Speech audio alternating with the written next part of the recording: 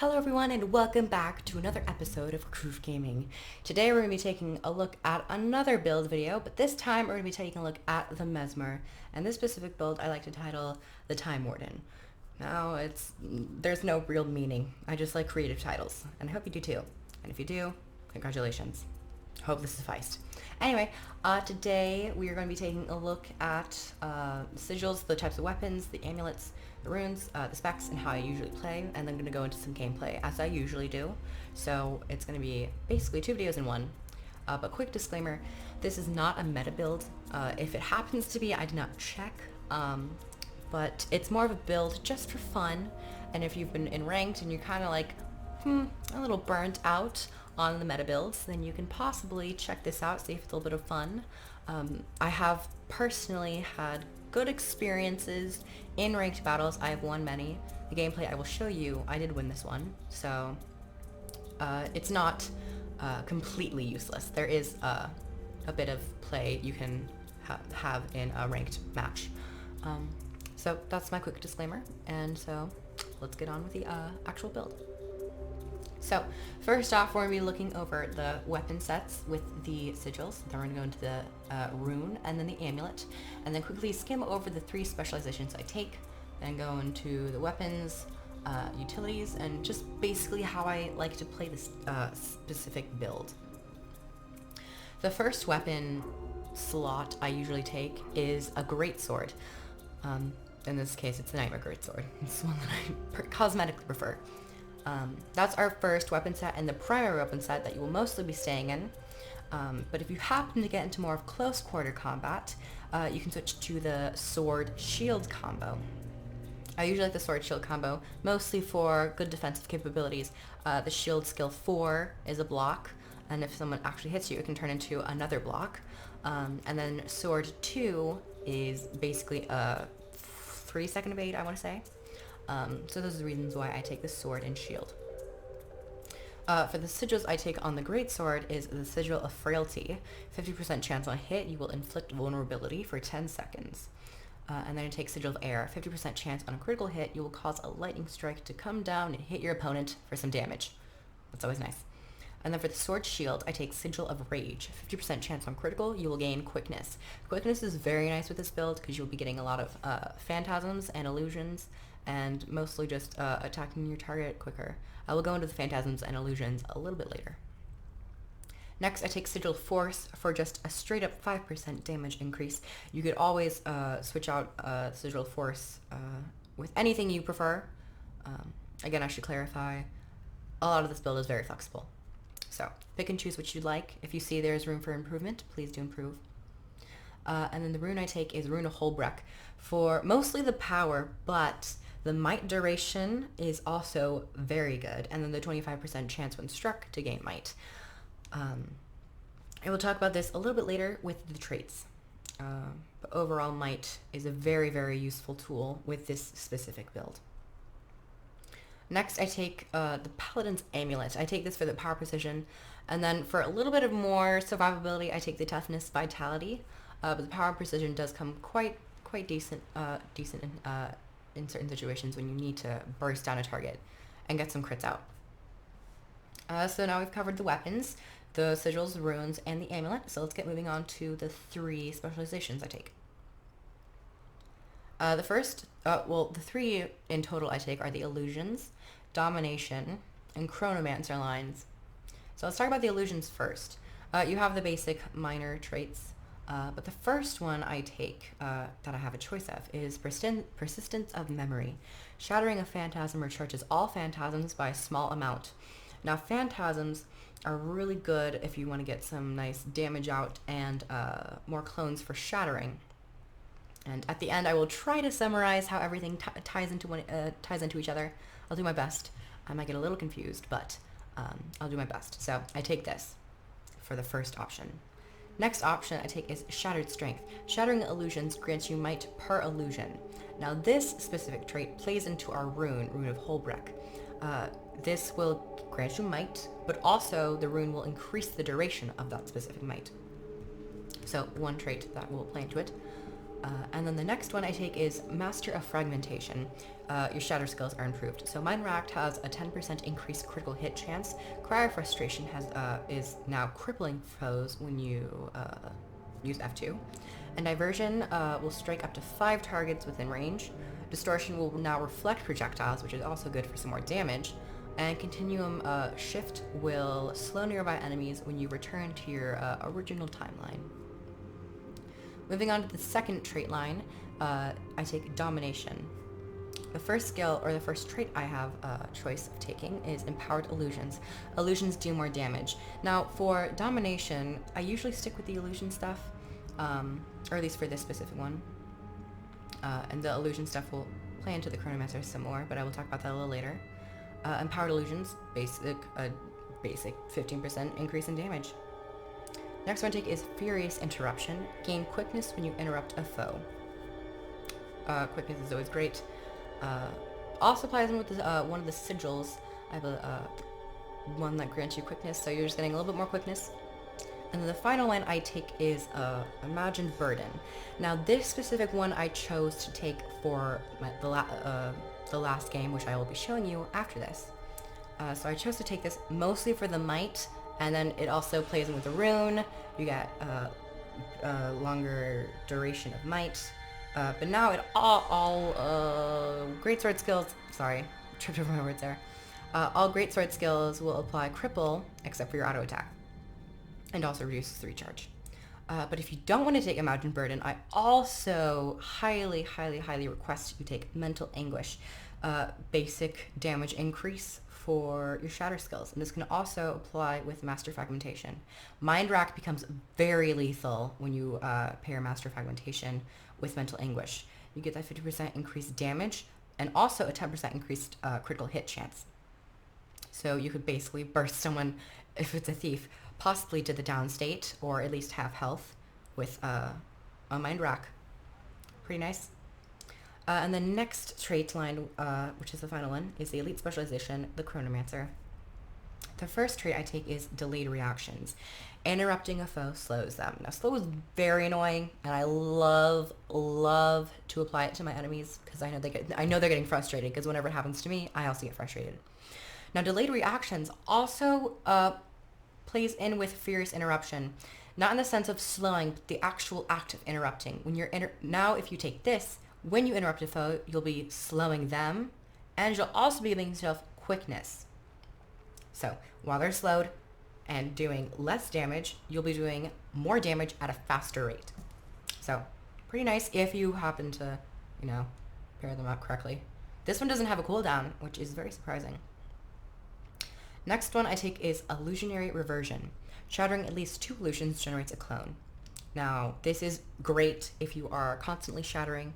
In the last game, I noticed that I wasn't shattering a lot, and I tried to make myself do that, or try to make myself shatter more at the end.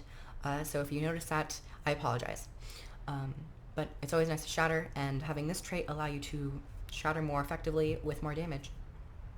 And the last one I take is Seize the Moment. Gain quickness for each illusion you shatter. Seize the Moment and Illusionary Reversion is also great because you're getting more clones, which means more quickness. And then if you interrupt a foe, you'll get quickness as well. So there's a lot of quickness going out, and then with this specific sigil, you'll get a chance of quickness. So there's a lot of quickness going out, doing a lot more damage, and overall killing them faster. So hopefully I explained my reasoning of why I take these specific traits thoroughly enough so it's understandable. If you see something you would like to change, do so, and see what works for you. But this is what works for me, and this is what I feel like fits the build to its optimal performance, I should say. So we've covered the weapons, sigils, runes, amulets, or amulet, and then the 3 specializations I take. So now let's move on to the actual weapons and utilities I take. Great sword, pretty basic. You'll be getting damage the further you are away from your target, and also applying might to yourself. And then Mirror Blade, which is a clone generation, which will summon a clone who also casts Spatial Surge, so you'll be getting more might. And if Mirror Blade bounces to you, you'll be getting 3 stacks of might, while also crippling your foe and applying vulnerability to them. Mind Stab is a great skill, especially when they're on the lower end of a health spectrum, so they can die faster. It does a lot of base damage and it also cripples them. That's all I have to say for that. It also removes one boon, so it's also nice. Phantasmal Berserker. This is a basic phantasm that does a lot of damage. You summon a Phantasmal Berserker and it just starts spinning with a sword towards your target. And it can cleave a lot of players too. So if you have, if you're on a point and there's a team fight, it's like 3v4, place the Phantasmal Berserker down, and hopefully it hits all 4 of the enemy players. And now we get into more of the control scene. Illusionary Wave. It doesn't do too much damage. It does a fair bit of damage, but the main use of this is the knockback. It's very important if you are on a point and it's contested and you're fighting on it. It's always nice to throw one of these out and disrupt the flow of combat. Ooh, whoops. And then the next weapon set I take is the Sword Shield. Sword, basic auto attack with vulnerability and boon stripping. Pretty nice. And then Blurred Frenzy. This is a very great defensive cooldown. It's only on a 12-second cooldown, so it's not a huge cooldown, but it is very, very effective if you use it correctly. So it does a lot of damage. And it will evade attacks for 2.5 seconds. I was close on the 3-second mark. I was close. But you will blur for 2.5 seconds, evading all attacks. So that's pretty self-explanatory. And then next we go to Illusionary Leap. This will summon a clone at a target, and then you can press this specific skill again, and you will teleport to that clone, and that clone will shift back to where you originally were. So you're just swapping places with the clone. It's good if you want to confuse your target. Next is Echo of Memory. This is your second defensive ability with this weapon set. Echo of Memory. You'll basically just start blocking, and if someone hits you, you will get another skill called Deja Vu, which is the same thing as Echo of Memory, you're just doing it again. But Echo of Memory will summon an illusion, or is a phantasm. A phantasm that applies alacrity and slows your target. And then if you do it again, you'll also be able to apply or get another phantasm that will apply alacrity and slow your target.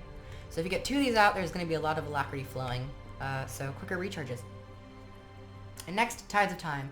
Tides of Time is really, really useful if you're at a choke point and you're trying to stop an enemy player from rezzing their teammate. So it's nice to throw down if you see them rezzing, do it, and then go over there and stomp them and ruin their day, hopefully. And also applies quickness to your allies and yourself. So more quickness going out. I just realized Chronomancer has a lot of quickness. So that's nice. And then you have your basic Shatters skills. Mind Rack damage. Cry Frustration is used mostly for confusion. Diversion is mostly used for the interrupt. And Distortion is used for survivability. Just evade all attacks. Continuum Split is very confusing if you don't know how to use it correctly. Even I have trouble using it at optimal times, but it's basically a skill that will allow you to cast abilities free of cost, free of cooldown, and once it ends, everything will shift back to your original health, your original cooldowns, but not your clones. Your clones will be used up. So that explains your F1 through F5 abilities and your weapons. Next, we're going to be moving on to the utilities. The first skill I take is Ether Feast. I feel like a lot of people take Ether Feast, but I'm also seeing a lot of play with Signet of the Ether, which just passively heals you for each clone you have up. But I prefer to take this mostly because it's a bulky heal, and I know it's reliable. It's only on a 20-second cooldown. It has a 1-second cast time. Decently high amount of base healing, and then it will also heal you 650 additional health for each illusion you have. So a total of 3 illusions. So 640 times 3. Added to 556. So a nice bulk heal. The reason I take this instead of Signet of Ether is most of the cooldown reduction, and I don't feel like the passive healing is enough for survivability, especially with this one, or with this specific build. And then the first utility skill I take is Well of Action. I take this for mostly the slow and the quickness. The damage is also nice, but usually take it for the slow and quickness. Well of Calamity I take for the giant final damage that it applies to 5 targets in a circle. Cripple and Weakness is also nice, but I always, whenever I cast this, I'm like, I'm using this for the damage. Next I take Blink. Blink is a great skill. You might see me using this throughout the actual match that I'm about to show you. I use this to get onto ledges, because with this build, I specifically stay at a distance. So Blink is always a very safe utility skill, no matter what the build, for survivability, getting away, getting to a point, or getting to a teammate to revive them, or an enemy to down them. So Blink is very very meta, I should say. And then the final and elite utility skill I take is Gravity Well. Gravity Well is a great skill to use in conjunction with Continuum Split, because it is such a massive and costly elite skill. It's a 90-second cooldown, so a minute and a half. It does a lot of damage. It will knock them down, pull them to the area, and then cause them to float. So if you use this twice, especially at a choke point or one of the points and there's a large fight, if you use this twice, you're going to upset a lot of enemy players. So that's why I like to take it. So usually I will Continuum Split if I have... I Continuum Split when I have 2 or 3 clones. Never really when I have once or when I have 1 clone. But in this gameplay, you will see me accidentally hit it or hit Continuum Split. So I try to use this when I have 2 or 3 clones. 3 clones is the optimal setting. So I use this and then usually spam all 3 of my wells. And if I'm in Greatsword, I will usually use a Mind Stab to finish off. But the general overall gameplay of this build is stay at a distance. You'll see when I first go to point B, I will not engage them. I'll stay behind, because that's where I can do the most damage with Greatsword. Because the farther you are away, the more damage you'll be doing. And you can also send your Phantasms and Clones in and Mind Stabs. And it's Greatsword is very, very, very lethal ranged weapon. So that's why I like to take it. So I tend to stay behind, go in when need be, and when I go into the point, I usually switch to Sword Shields. I tend to use Continuum Split when I'm further away, so they won't destroy the Continuum Split and end it early. So that's basically the whole rundown of the Time Warden, that's the name, Time Warden build guide thing, whatever you want to call it. That's my general overall rundown. Now I will be showing you some gameplay footage, and I will be doing some voiceover this time. I know I've not done so in the other ones, but this time I feel like it's easier because I now have, I now know what I did, and I can explain it with clear thoughts. So thank you guys so much for watching. Like the video if you liked it, subscribe for more content, and comment down below. I will now be transitioning into the actual gameplay video with some more audio. So once again, thank you guys, and I hope you guys enjoy. I will talk to you in the gameplay video. See ya. Hold on to your points. Hello everyone, and welcome back. I hope you enjoyed my brief build video, and now we're going to be going into some gameplay footage. I'm sitting here at the desk watching my gameplay, so hopefully I can react accordingly and be an esports commentator. Oh hell no, that's not going to happen, but... Here you can see that I am backing away from the fight so that I don't engage and put myself in a sticky situation. Because with this specific build, you can already see my health dropping, and I'm still at a distance. But here we managed to get them down, which I was very surprised at. I was like, you know what? My team is doing amazing. This is gonna be a great game. We're gonna sweep the floor with them, but we did not. This was a very, very good game. It was close. The other team played very well. But here you just see me running around searching for another enemy to kill. And if they're on the point, at this point, I remember I was making sure that no enemy was on the point so we can get it. And if they were, I would use my illusionary wave. But thankfully they ran away. The keep is yours. And sadly I did not get in there to get the credit for that specific point. But now you see me going over here. I ping on the map to go to the Beast. I think that might be Svanir, or that might be the Chieftain. I think that's the Chieftain. So I see ping the Chieftain. This Revenant is over here trying to make our day a living hell. Revenant is very tanky. So I notice this and I go straight for the chieftain. I'm like, we just gotta get the credit. So I start wailing on him, and he goes down, and we get the credit. And then in the process of also wailing on him, we get the revenant down. I get the stomp, get the points, and then I was going to go for mid. I noticed that we had it, but then I looked back to home and I was like, ooh, there's someone here. So the warrior's over here, and I was very proud of myself for this specific play. I managed to revive the engineer. Knocked him back, revived him. I was like, that's awesome. The warrior goes down, and I decide to go back to mid just to secure it. I see that is being contested. So whenever you see there is a node being contested and you can go for it, and you feel like you can, go for it. But in this specific case, there was a thief. And at this specific point, I remember I was freaking out. I was like, I don't want to die this early in the gameplay. Thankfully, the thief backs off. Because one of our engineer, or actually our only engineer, goes there. So thankfully, the engineer distracted him. So I'm trying to loop back around, get there as quickly as possible. My blink is still on cooldown. Comes off of cooldown, but I decide not to use it, just in case there is a strategic play that I can do, or there's a sticky situation if I get pulled down there and I need to get back up. And plus, there was so close to the point, I didn't feel like there was a need for blink at the time. Now I can see I use my Continuum Split, but I didn't have a lot of clones up.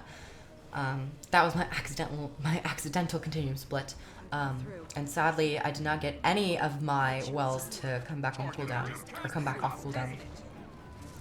And here's just a basic fight on point B, or not point B. This is I don't know. I forgot which node this specifically is, but it's the middle node. Usually B is this issue with the middle node. And so we're fighting on here. At this specific point, I didn't notice that our home was taken. If I did, I would have certainly gone to home, but I was more focused on the battle at hand. And thankfully we get them down. This specific node, I'm not sure if it's right now or later on,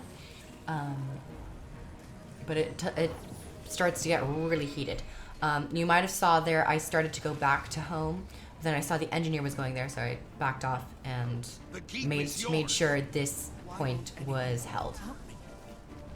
So that's my logic behind what I did. And now I'm going back to home because I realize there might be someone there. So I go over there, and there also might be, the chieftain might respawn. And then I noticed there actually is a warrior over here, so I decided to help him out. Sadly, or kudos to the warrior, he ended up blocking as soon as I illusionary wave. So he negated the knockback, which is kind of sad. But we get him down, and then I go after the chieftain, along with this necromancer. I almost said guardian. But with this necromancer. And thankfully no enemy teammate or no enemy team player showed up. So this was a very easy kill. Now with this specific build, remember I did not take the shatter combo for the increase in damage and the boons. But here I shatter and it does a lot of damage. So I can only imagine how much damage that would have done if I took those two specific Grandmaster traits that dealt with the damage and critical chance of a shatter. So now I'm very proud of myself for this play. I take the opportunity, I see that Spawnier is not completely down yet. So I'm like, well, you know what, I gotta get it. And I'm like, bitch, you ain't gonna get it. I'm gonna get him down. And thankfully I take him. We get credit for it. But this warrior, I thought I was gonna get this warrior down. He was like at 1 health. It was so close. He endures pain, and ends up getting me down. I managed to fight a little bit longer. I used my defensive cooldowns. Blurred Frenzy is on cooldown. I try to use it. I use it successfully. I blink, but there was a torment on me. So that got me down. And then I go into downstate. This is the only time I end up dying in this match. He stops his stomp for whatever reason. I almost get him down. I get him to quite a low threshold, or health threshold, I should say. And this is the sad moment. I do less than bracket or parentheses. to signify my deep-rooted emotional sadness that was that last duel. Congratulations to that warrior, by the way. That was a very smart and very well-played duel. And now I'm just going back over to mid, because I see that we have home. And are going over to mid. And now I'm just trying to stay at a bit of a distance. And you saw there, Phantasmal Berserker. I noticed there was a bunch of people, and I used that and I got a lot and cleaved a lot of people. Here, I interrupted a couple of them, and I used distortion. I really tried to, but sadly I was not able to. And here's what I was talking about in my guide when I used Blink. I used Blink to get on this ledge to take the pressure off me, because I know with this build you will die in 5 or 6 hits. It's very, very, very squishy. But you can also burst someone down in quite a decent amount of time. And so here, take a look at the point total. We are in the lead by a lot, and I'm like, you know what, we have this game back, it's fine. But right here is when when this middle point, this fight just seems, when I was playing it, it seemed like it was just never ending. I go down here, but I blink over to the side, and thankfully I get back up. They end up resing me back up. Teammates, pro tip, if you're ever in a team fight and you see a teammate go down, res them as fast as you can. Fast as you can. Strength in numbers. If you have more people, you will win. Here again, I blink up here just to get some more, just to get the heat off of me and heal back up again. You've seized the me head. using my Mind Spike. And then I finally used my elite skill, because I felt like it was necessary to use my elite skill, and then I used my other 2 wells, just to get some more pressure, and then we get those 2 players down. And now it's just a fight to get them down. It's a fight, and then he eventually goes back up, which is very sad, because I distorted and tried to stop him, but it just wasn't enough. And he got back up, and this fight continues. This is what I was talking about, where it felt forever. You might be watching it now, I was like, no, it's not too long. But when I was actually playing it, it felt like it was forever. And now we're nearing the end, and this is where we finally win. We take the cake. And yeah, I hope you guys enjoyed. Like the video if you liked it, subscribe if you want more, and to help me keep me motivated, comment below. This was a very great game, and I hope you guys thoroughly enjoyed this, and Let's Play off right now. This is when we take it. Thank you guys so much for watching, and I'll see you guys in the next video. Out, peace, bye!